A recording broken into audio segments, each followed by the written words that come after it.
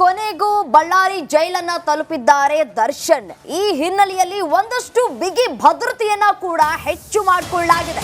ಬಳ್ಳಾರಿ ಜೈಲಿನ ಬಳಿ ವಿಶೇಷ ಭದ್ರತಾ ಪಡೆಯನ್ನ ಕೂಡ ಇರಿಸಲಾಗಿದೆ. ದರ್ಶನ್ ಶಿಫ್ಟ್ ಆದಂತಹ ಬೆನ್ನಲ್ಲೇ ಸೆಕ್ಯೂರಿಟಿ ಕೂಡ ಹೆಚ್ಚಾಗಿದೆ. ರಿಪಬ್ಲಿಕ್ ಕನ್ನಡದಲ್ಲಿ ಆ ಕುರಿತ ಎಕ್ಸ್ಕ್ಲೂಸಿವ್ ರಿಯಾಲಿಟಿ ಚೆಕ್ ಅನ್ನ ಕೂಡ ನಡೆಸಲಾಗಿದೆ. ಈ ಹಿಂದೆ ಭದ್ರತೆಯಲ್ಲಿ ಯಾವ ರೀತಿಯಾಗಿ ಕೈಗೊಳ್ಳಲಾಗಿತ್ತು, ಯಾವ ರೀತಿಯಾದಂತಹ ಫೋಟೋಗಳು ರಿವೀಲ್ ಆದವು, ವಿಡಿಯೋ ರಿವೀಲ್ ಆಯಿತು, ಎಲ್ಲದರ ಕುರಿತು ರಿಪಬ್ಲಿಕ್ ಕನ್ನಡ ಎಕ್ಸ್ಕ್ಲೂಸಿವ್ ಆಗಿ ಮಾಹಿತಿಯನ್ನ ಕೂಡ ಕೊಟ್ಟಿತ್ತು. ಅದರಂತೆಯೇ ಇವತ್ತು ಯಾವ ರೀತಿಯಾಗಿ ದರ್ಶನ್ ಅನ್ನ ಕರೆತರಲಾಯಿತು ಅನ್ನೋದರ ಇಂಚಿಂಚು ಮಾಹಿತಿಯನ್ನ ಕೂಡ ಬೆಳಿಗ್ಗೆ 4:30ರಿಂದ ಕೂಡ ನಾವು ನೀಡುವಂತಹ ಕೆಲಸವನ್ನ ಕೂಡ ಮಾಡ್ಕೊಳ್ತಾ ಬರ್ತಾ ಇದ್ದೀವಿ. ಅದರಂತೆಯೇ ದರ್ಶನ್ ರವರು ಇದೀಗ ಬಳ್ಳಾರಿ ಜೈಲ್ನಲ್ಲಿ ತಲುಪಿದ್ದಾಯ್ತು, ಒಳಗಡೆ ಅವರನ್ನ ಕರ್ಕೊಂಡು ಹೋಗಿದ್ದಾಯ್ತು. ಇದೇ ವಿಚಾರಕ್ಕೆ ಸಂಬಂಧಪಟ್ಟಂತೆ ನನ್ನ ಕಲೀಗ್ ರೇಣುಕಾರಾಧ್ಯ ಒಂದಷ್ಟು ಚಿಟ್ಚಾಟನ ಕೂಡ ನಡೆಸಿದ್ದಾರೆ. ಅಲ್ಲಿನ ವಾಸ್ತವ ಸ್ಥಿತಿಯನ್ನ ತಿಳಿ ಹೇಳುವಂತಹ ಕೆಲಸಗಳನ್ನ ಕೂಡ ಮಾಡಿದ್ದಾರೆ. ಏನ್ ಹೇಳಿದ್ದಾರೆ ಹಾಗಾದ್ರೆ ನೋಡ್ತಾ ಹೋಗೋಣ. ಅವ್ರ ಜೊತೆಗೆ ಬಂದಿದ್ರಾ ಹಿಂದೆ?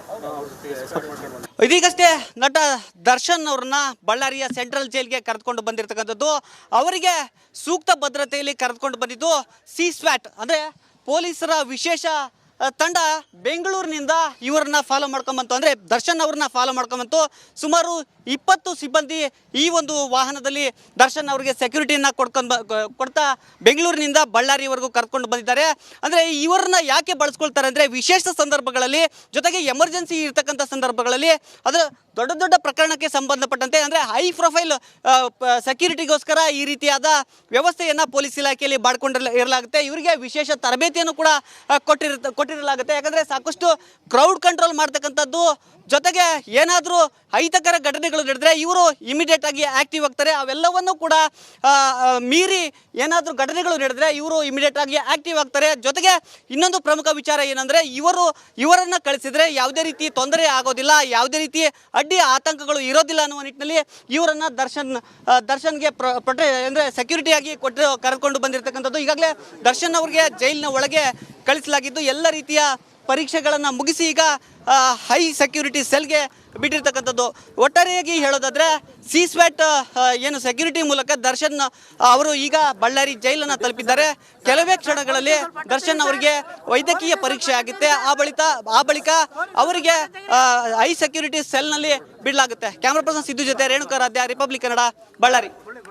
ಬಳ್ಳಾರಿ ಜೈಲಿನ ಬಳಿ ಯಾವ ರೀತಿಯಾಗಿ ವಿಶೇಷ ಭದ್ರತಾ ಪಡೆಯನ್ನ ನಿರ್ಮಿಸಲಾಗಿದೆ ಅನ್ನೋದರ ಕುರಿತು ಡೀಟೇಲ್ಸ್ ಅನ್ನ ಕೂಡ ಕೊಟ್ಟಿದ್ರು. ಅದೇ ರೀತಿಯಾಗಿ ಬೆಂಗಳೂರಿನ ಪರಪ್ಪನ ಅಗ್ರಹಾರದಿಂದ ಬಳ್ಳಾರಿಯ ಸೆಂಟ್ರಲ್ ಜೈಲ್ವರೆಗೂ ಯಾವ ರೀತಿಯಾಗಿ ಅವರನ್ನ ಕರೆದುಕೊಂಡು ಬಂದ್ರು, ಯಾರು ಕರೆದುಕೊಂಡು ಬಂದ್ರು ಅನ್ನೋದರ ಕುರಿತು ರೇಣುಕಾರಾಧ್ಯ ಮಾಹಿತಿಯನ್ನ ಕೂಡ ಕೊಟ್ಟರು. ಯಾವ ರೀತಿಯಾಗಿ ಭದ್ರತೆಯನ್ನ ಕೂಡ ಒದಗಿಸಿದ್ರು ಅನ್ನುವಂತಹ ಡೀಟೇಲ್ಸ್ ಅನ್ನ ಕೂಡ ಕೊಟ್ಟಿದ್ದಾರೆ.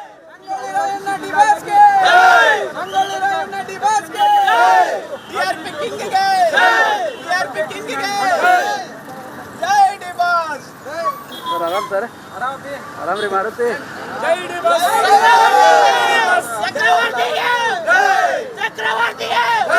ಕರ್ನಾಟಕ ಚಕ್ರವರ್ತಿಗೆ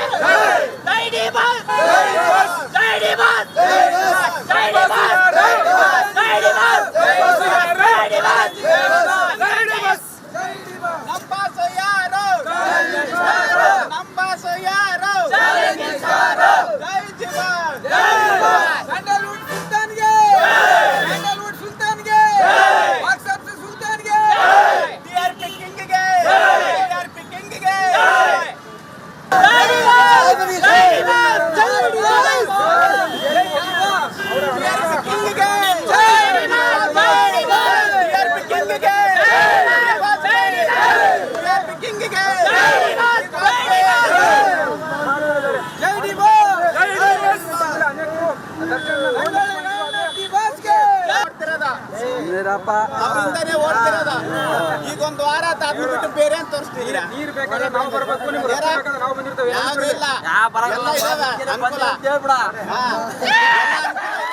ಒಂದ್ ಕಡೆ ದರ್ಶನ್ ಜೈಲಿನ ಒಳಗಡೆ ಹೋಗ್ತಾ ಇದ್ದಂತೆ ತನ್ನ ಅಂಧಾಭಿಮಾನಿಗಳು ಅಂತ ಏನ್ ಕರಿತೀವಿ ನಾವು, ನಿಜಕ್ಕೂ ಅವರ ಅವ್ರು ಹಾಕ್ತಾ ಇರುವಂತಹ ಜಯಘೋಷಗಳನ್ನ ಕೇಳಿಸ್ಕೊಂಡ್ರೆ ನಿಜಕ್ಕೂ ಬುದ್ಧಿಯನ್ನ ಬಂದಿಲ್ವಾ, ಹುಚ್ಚು ಅಭಿಮಾನಿಗಳು ಅಂತಾನೆ ಕರಿಬಹುದು ಇವರನ್ನ. ನೋಡಿ, ಅವ್ರು ಮಾತಾಡ್ತಾ ಇರುವಂತಹ ಒಂದೊಂದು ಮಾತುಗಳು ದರ್ಶನ್ಗೆ ಮತ್ತಷ್ಟು ಎಫೆಕ್ಟ್ ಆಗಬಹುದು, ತೊಂದರೆ ಆಗುವಂತಹ ಸಾಧ್ಯತೆಗಳು ಕೂಡ ಇರುವಂತದ್ದು. ಯಾಕೆಂತಂದ್ರೆ ದರ್ಶನ್ ರವರ ಅಭಿಮಾನಿಗಳಿಂದಲೇ ಇಷ್ಟೆಲ್ಲ ತೊಂದರೆಗಳನ್ನ ಅವರು ಅನುಭವಿಸ್ತಾ ಇದ್ದಾರೆ. ಯಾಕೆಂತಂದ್ರೆ ಪರಪ್ಪನ ಅಗ್ರಹಾರದಲ್ಲಿ ಇದ್ದಂತಹ ಸಂದರ್ಭದಲ್ಲಿ ಒಂದೇ ಒಂದು ಫೋಟೋ ವೈರಲ್ ಯಾವಾಗ ಆಯ್ತು, ಆ ಒಂದು ವಿಡಿಯೋ ಕಾಲ್ ಯಾವಾಗ ಪಬ್ಲಿಕ್ ಆಯ್ತು, ಆ ಸಂದರ್ಭದಲ್ಲೇ ಅವರು ಎಚ್ಚೆತ್ಕೊಳ್ಬೇಕಾಗಿತ್ತು. ಆದರೂ ಕೂಡ ಎಚ್ಚೆತ್ತುಕೊಂಡಂತೆ ಕಾಣಿಸ್ತಾ ಇಲ್ಲ ದರ್ಶನ್ ರವರು. ಇವತ್ತು ಬಂದಂತಹ ಸಂದರ್ಭದಲ್ಲಿ ಪೂಮಾ ಟಿ ಶರ್ಟ್ ಹಾಕೊಂಡು ಗಾಗಲ್ ಹಾಕೊಂಡಿದ್ರು. ಅವರು ಟಿ ಶರ್ಟ್ನ ಮುಂಭಾಗದಂತೆ ಕತ್ತಿನ ಕೆಳಭಾಗದಲ್ಲಿ ಒಂದು ಗಾಗಲ್ ಹಾಕೊಂಡಿದ್ರು, ಕೈಯಲ್ಲಿ ವಾಟರ್ ಬಾಟ್ಲ್ ಹಿಡ್ಕೊಂಡು, ಅದೇ ಇನ್ನೊಂದು ಎಡಗೈನಲ್ಲಿ ಅವರು ಒಂದು ಜಾಕೆಟ್ ಅನ್ನ ಇಟ್ಕೊಂಡು ಸ್ಟೈಲಿಶ್ ಲುಕ್ ನಲ್ಲಿ ಬಂದಿದ್ದನ್ನ ಗಮನಿಸಬಹುದಾಗಿರುವಂತದ್ದು. ಒಂದು ವಿಗ್ ಮಾತ್ರ ಇರಲಿಲ್ಲ ಅನ್ನೋದನ್ನ ಬಿಟ್ರೆ ಮುಖದಲ್ಲಿ ನಿಜಕ್ಕೂ ಅವರ ಮುಖದಲ್ಲಿ ನಾವು ಕಂಡಂತಹ ದೃಶ್ಯ ಹೇಗಿತ್ತು ಅಂತಂದ್ರೆ ಸಿಟ್ಟಿತ್ತು ಅವರ ಮುಖದಲ್ಲಿ. ಮಾಧ್ಯಮಗಳು ಯಾವ ರೀತಿಯಾಗಿ ನನ್ನ ಬಿತ್ತರಿಸ್ತಾ ಇದ್ದಾವೆ ಅನ್ನುವಂತಹ ಸಿಟ್ಟು, ಕೋಪ ಎಲ್ಲವೂ ಕೂಡ ಅವರ ಮುಖದಲ್ಲಿ ಕಾಣ ಸಿಗ್ತಾ ಇತ್ತು ನಮಗೆ. ಕಡೆಗೂ ಕೊನೆಗೂ ಬಳ್ಳಾರಿ ಜೈಲನ್ನ ತಲುಪಿದ್ದಾರೆ ದರ್ಶನ್. ಈ ಹಿನ್ನೆಲೆಯಲ್ಲಿ ಒಂದಷ್ಟು ಬಿಗಿ ಭದ್ರತೆಯನ್ನ ಕೂಡ ಹೆಚ್ಚು ಮಾಡಿಕೊಳ್ಳಲಾಗಿದೆ. ಬಳ್ಳಾರಿ ಜೈಲಿನ ಬಳಿ ವಿಶೇಷ ಭದ್ರತಾ ಪಡೆಯನ್ನ ಕೂಡ ಇರಿಸಲಾಗಿದೆ. ದರ್ಶನ್ ಶಿಫ್ಟ್ ಆದಂತಹ ಬೆನ್ನಲ್ಲೇ ಸೆಕ್ಯೂರಿಟಿ ಕೂಡ ಹೆಚ್ಚಾಗಿದೆ. ರಿಪಬ್ಲಿಕ್ ಕನ್ನಡದಲ್ಲಿ ಆ ಕುರಿತ ಎಕ್ಸ್ಕ್ಲೂಸಿವ್ ರಿಯಾಲಿಟಿ ಚೆಕ್ ಅನ್ನ ಕೂಡ ನಡೆಸಲಾಗಿದೆ. ಈ ಹಿಂದೆ ಭದ್ರತೆಯಲ್ಲಿ ಯಾವ ರೀತಿಯಾಗಿ ಕೈಗೊಳ್ಳಲಾಗಿತ್ತು, ಯಾವ ರೀತಿಯಾದಂತಹ ಫೋಟೋಗಳು ರಿವೀಲ್ ಆದವು, ವಿಡಿಯೋ ರಿವೀಲ್ ಆಯಿತು, ಎಲ್ಲದರ ಕುರಿತು ರಿಪಬ್ಲಿಕ್ ಕನ್ನಡ ಎಕ್ಸ್ಕ್ಲೂಸಿವ್ ಆಗಿ ಮಾಹಿತಿಯನ್ನ ಕೂಡ ಕೊಟ್ಟಿತ್ತು. ಅದರಂತೆಯೇ ಇವತ್ತು ಯಾವ ರೀತಿಯಾಗಿ ದರ್ಶನ್ ಅನ್ನ ಕರೆತರಲಾಯಿತು ಅನ್ನೋದರ ಇಂಚಿಂಚು ಮಾಹಿತಿಯನ್ನ ಕೂಡ ಬೆಳಿಗ್ಗೆ 4:30ರಿಂದ ಕೂಡ ನಾವು ನೀಡುವಂತಹ ಕೆಲಸವನ್ನ ಕೂಡ ಮಾಡ್ಕೊಳ್ತಾ ಬರ್ತಾ ಇದ್ದೀವಿ. ಅದರಂತೆಯೇ ದರ್ಶನ್ ರವರು ಇದೀಗ ಬಳ್ಳಾರಿ ಜೈಲ್ನಲ್ಲಿ ತಲುಪಿದ್ದಾಯ್ತು, ಒಳಗಡೆ ಅವರನ್ನ ಕರ್ಕೊಂಡು ಹೋಗಿದ್ದಾಯ್ತು. ಇದೇ ವಿಚಾರಕ್ಕೆ ಸಂಬಂಧಪಟ್ಟಂತೆ ನನ್ನ ಕಲೀಗ್ ರೇಣುಕಾರಾಧ್ಯ ಒಂದಷ್ಟು ಚಿಟ್ಚಾಟನ ಕೂಡ ನಡೆಸಿದ್ದಾರೆ. ಅಲ್ಲಿನ ವಾಸ್ತವ ಸ್ಥಿತಿಯನ್ನ ತಿಳಿ ಹೇಳುವಂತಹ ಕೆಲಸಗಳನ್ನ ಕೂಡ ಮಾಡಿದ್ದಾರೆ. ಏನ್ ಹೇಳಿದ್ದಾರೆ ಹಾಗಾದ್ರೆ ನೋಡ್ತಾ ಹೋಗೋಣ. ಅವ್ರ ಜೊತೆಗೆ ಬಂದಿದ್ರಾ ಹಿಂದೆ? ಇದೀಗಷ್ಟೇ ನಟ ದರ್ಶನ್ ಅವ್ರನ್ನ ಬಳ್ಳಾರಿಯ ಸೆಂಟ್ರಲ್ ಜೈಲ್ಗೆ ಕರೆದುಕೊಂಡು ಬಂದಿರತಕ್ಕಂಥದ್ದು. ಅವರಿಗೆ ಸೂಕ್ತ ಭದ್ರತೆಯಲ್ಲಿ ಕರೆದುಕೊಂಡು ಬಂದಿದ್ದು ಸ್ವಾಟ್ ಅಂದ್ರೆ ಪೊಲೀಸರ ವಿಶೇಷ ತಂಡ ಬೆಂಗಳೂರಿನಿಂದ ಇವರನ್ನ ಫಾಲೋ ಮಾಡ್ಕೊಂಬಂತು, ಅಂದರೆ ದರ್ಶನ್ ಅವ್ರನ್ನ ಫಾಲೋ ಮಾಡ್ಕೊಂಬಂತು. ಸುಮಾರು 20 ಸಿಬ್ಬಂದಿ ಈ ಒಂದು ವಾಹನದಲ್ಲಿ ದರ್ಶನ್ ಅವರಿಗೆ ಸೆಕ್ಯೂರಿಟಿಯನ್ನು ಕೊಡ್ತಾ ಬೆಂಗಳೂರಿನಿಂದ ಬಳ್ಳಾರಿವರೆಗೂ ಕರ್ಕೊಂಡು ಬಂದಿದ್ದಾರೆ. ಅಂದರೆ ಇವರನ್ನ ಯಾಕೆ ಬಳಸ್ಕೊಳ್ತಾರೆ ಅಂದರೆ ವಿಶೇಷ ಸಂದರ್ಭಗಳಲ್ಲಿ, ಜೊತೆಗೆ ಎಮರ್ಜೆನ್ಸಿ ಇರ್ತಕ್ಕಂಥ ಸಂದರ್ಭಗಳಲ್ಲಿ, ಅದರ ದೊಡ್ಡ ದೊಡ್ಡ ಪ್ರಕರಣಕ್ಕೆ ಸಂಬಂಧಪಟ್ಟಂತೆ ಅಂದರೆ ಹೈ ಪ್ರೊಫೈಲ್ ಸೆಕ್ಯೂರಿಟಿಗೋಸ್ಕರ ಈ ರೀತಿಯಾದ ವ್ಯವಸ್ಥೆಯನ್ನು ಪೊಲೀಸ್ ಇಲಾಖೆಯಲ್ಲಿ ಇರಲಾಗುತ್ತೆ. ಇವರಿಗೆ ವಿಶೇಷ ತರಬೇತಿಯನ್ನು ಕೂಡ ಕೊಟ್ಟಿರಲಾಗುತ್ತೆ. ಯಾಕಂದರೆ ಸಾಕಷ್ಟು ಕ್ರೌಡ್ ಕಂಟ್ರೋಲ್ ಮಾಡ್ತಕ್ಕಂಥದ್ದು, ಜೊತೆಗೆ ಏನಾದರೂ ಅಹಿತಕರ ಘಟನೆಗಳು ನಡೆದರೆ ಇವರು ಇಮಿಡಿಯೇಟ್ ಆಗಿ ಆಕ್ಟಿವ್ ಆಗ್ತಾರೆ. ಅವೆಲ್ಲವನ್ನು ಕೂಡ ಮೀರಿ ಏನಾದರೂ ಘಟನೆಗಳು ನಡೆದರೆ ಇವರು ಇಮಿಡಿಯೇಟ್ ಆಗಿ ಆಕ್ಟಿವ್ ಆಗ್ತಾರೆ. ಜೊತೆಗೆ ಇನ್ನೊಂದು ಪ್ರಮುಖ ವಿಚಾರ ಏನಂದರೆ ಇವರನ್ನು ಕಳಿಸಿದರೆ ಯಾವುದೇ ರೀತಿ ತೊಂದರೆ ಆಗೋದಿಲ್ಲ, ಯಾವುದೇ ರೀತಿ ಅಡ್ಡಿ ಆತಂಕಗಳು ಇರೋದಿಲ್ಲ ಅನ್ನುವ ನಿಟ್ಟಿನಲ್ಲಿ ಇವರನ್ನು ದರ್ಶನ್ಗೆ ಅಂದರೆ ಸೆಕ್ಯೂರಿಟಿಯಾಗಿ ಕರೆದುಕೊಂಡು ಬಂದಿರತಕ್ಕಂಥದ್ದು. ಈಗಾಗಲೇ ದರ್ಶನ್ ಅವರಿಗೆ ಜೈಲಿನ ಒಳಗೆ ಕಳಿಸಲಾಗಿದ್ದು ಎಲ್ಲ ರೀತಿಯ ಪರೀಕ್ಷೆಗಳನ್ನು ಮುಗಿಸಿ ಈಗ ಹೈ ಸೆಕ್ಯೂರಿಟಿ ಸೆಲ್ಗೆ ಬಿಟ್ಟಿರ್ತಕ್ಕಂಥದ್ದು. ಒಟ್ಟಾರೆಯಾಗಿ ಹೇಳೋದಾದರೆ ಸ್ವಾಟ್ ಏನು ಸೆಕ್ಯೂರಿಟಿ ಮೂಲಕ ದರ್ಶನ್ ಅವರು ಈಗ ಬಳ್ಳಾರಿ ಜೈಲನ್ನು ತಲುಪಿದ್ದಾರೆ. ಕೆಲವೇ ಕ್ಷಣಗಳಲ್ಲಿ ದರ್ಶನ್ ಅವರಿಗೆ ವೈದ್ಯಕೀಯ ಪರೀಕ್ಷೆ ಆಗುತ್ತೆ. ಆ ಬಳಿಕ ಅವರಿಗೆ ಹೈ ಸೆಕ್ಯೂರಿಟಿ ಸೆಲ್ನಲ್ಲಿ ಬಿಡಲಾಗುತ್ತೆ. ಕ್ಯಾಮ್ರಾ ಪರ್ಸನ್ ಸಿದ್ದು ಜೊತೆ ರೇಣುಕಾರಾಧ್ಯ, ರಿಪಬ್ಲಿಕ್ ಕನ್ನಡ, ಬಳ್ಳಾರಿ ಜೈಲಿನ ಬಳಿ ಯಾವ ರೀತಿಯಾಗಿ ವಿಶೇಷ ಭದ್ರತಾ ಪಡೆಯನ್ನ ನಿರ್ಮಿಸಲಾಗಿದೆ ಅನ್ನೋದರ ಕುರಿತು ಡೀಟೇಲ್ಸ್ ಅನ್ನ ಕೂಡ ಕೊಟ್ಟಿದ್ರು. ಅದೇ ರೀತಿಯಾಗಿ ಬೆಂಗಳೂರಿನ ಪರಪ್ಪನ ಅಗ್ರಹಾರದಿಂದ ಬಳ್ಳಾರಿಯ ಸೆಂಟ್ರಲ್ ಜೈಲ್ವರೆಗೂ ಯಾವ ರೀತಿಯಾಗಿ ಅವರನ್ನ ಕರೆದುಕೊಂಡು ಬಂದ್ರು, ಯಾರು ಕರೆದುಕೊಂಡು ಬಂದ್ರು ಅನ್ನೋದರ ಕುರಿತು ರೇಣುಕಾರಾಧ್ಯ ಮಾಹಿತಿಯನ್ನ ಕೂಡ ಕೊಟ್ಟರು. ಯಾವ ರೀತಿಯಾಗಿ ಭದ್ರತೆಯನ್ನ ಕೂಡ ಒದಗಿಸಿದ್ರು ಅನ್ನುವಂತಹ ಡೀಟೇಲ್ಸ್ ಅನ್ನ ಕೂಡ ಕೊಟ್ಟಿದ್ದಾರೆ.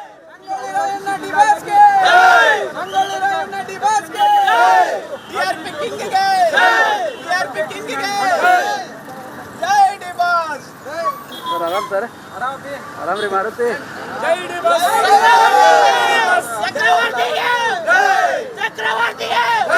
ಕರ್ನಾಟಕ ಚಕ್ರವರ್ತಿಗೆ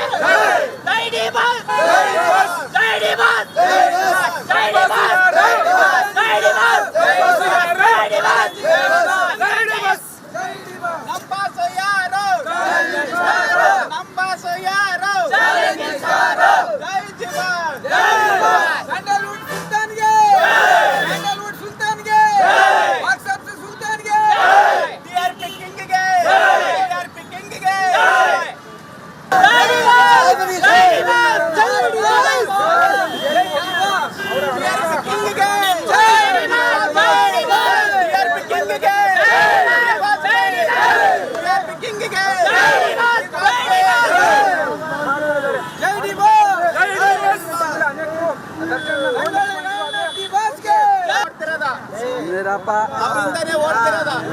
ಈಗ ಒಂದು ವಾರ ಆತ ಅದನ್ನ ಬಿಟ್ಟು ಬೇರೆ ಅಂತ ತೋರಿಸ್ತಿದ್ದೀರಾ? ಯಾವ್ದು ಇಲ್ಲ, ಎಲ್ಲ ಇದಾವೆ ಅನುಕೂಲ. ಹಾ. ಒಂದ್ ಕಡೆ ದರ್ಶನ್ ಜೈಲಿನ ಒಳಗಡೆ ಹೋಗ್ತಾ ಇದ್ದಂತೆ ತನ್ನ ಅಂಧಾಭಿಮಾನಿಗಳು ಅಂತ ಏನ್ ಕರಿತೀವಿ ನಾವು, ನಿಜಕ್ಕೂ ಅವ್ರು ಹಾಕ್ತಾ ಇರುವಂತಹ ಜಯಘೋಷಗಳನ್ನ ಕೇಳಿಸ್ಕೊಂಡ್ರೆ ನಿಜಕ್ಕೂ ಇವ್ರಿಗೆ ನಿಜಕ್ಕೂ ಬುದ್ಧಿ ಇನ್ನ ಬಂದಿಲ್ವಾ, ಹುಚ್ಚು ಅಭಿಮಾನಿಗಳು ಅಂತಾನೆ ಕರಿಬಹುದು ಇವರನ್ನ. ನೋಡಿ, ಅವ್ರು ಮಾತಾಡ್ತಾ ಇರುವಂತಹ ಒಂದೊಂದು ಮಾತುಗಳು ದರ್ಶನ್ಗೆ ಮತ್ತಷ್ಟು ಎಫೆಕ್ಟ್ ಆಗಬಹುದು, ತೊಂದರೆ ಆಗುವಂತಹ ಸಾಧ್ಯತೆಗಳು ಕೂಡ ಇರುವಂಥದ್ದು. ಯಾಕೆಂತಂದ್ರೆ ದರ್ಶನ್ ರವರ ಅಭಿಮಾನಿಗಳಿಂದಲೇ ಇಷ್ಟೆಲ್ಲ ತೊಂದರೆಗಳನ್ನ ಅವರು ಅನುಭವಿಸ್ತಾ ಇದ್ದಾರೆ.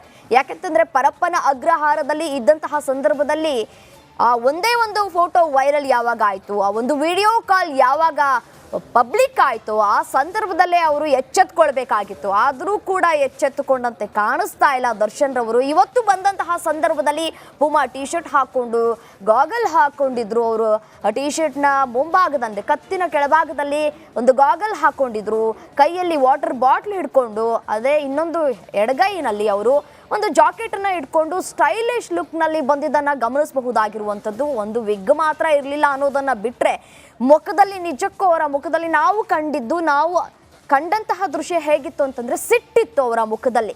ಮಾಧ್ಯಮಗಳು ಯಾವ ರೀತಿಯಾಗಿ ನನ್ನ ಬಿತ್ತರಿಸ್ತಾ ಇದ್ದಾವೆ ಅನ್ನುವಂತಹ ಸಿಟ್ಟು, ಕೋಪ ಎಲ್ಲವೂ ಕೂಡ ಅವರ ಮುಖದಲ್ಲಿ ಕಾಣ ಸಿಗ್ತಾ ಇತ್ತು ನಮಗೆ.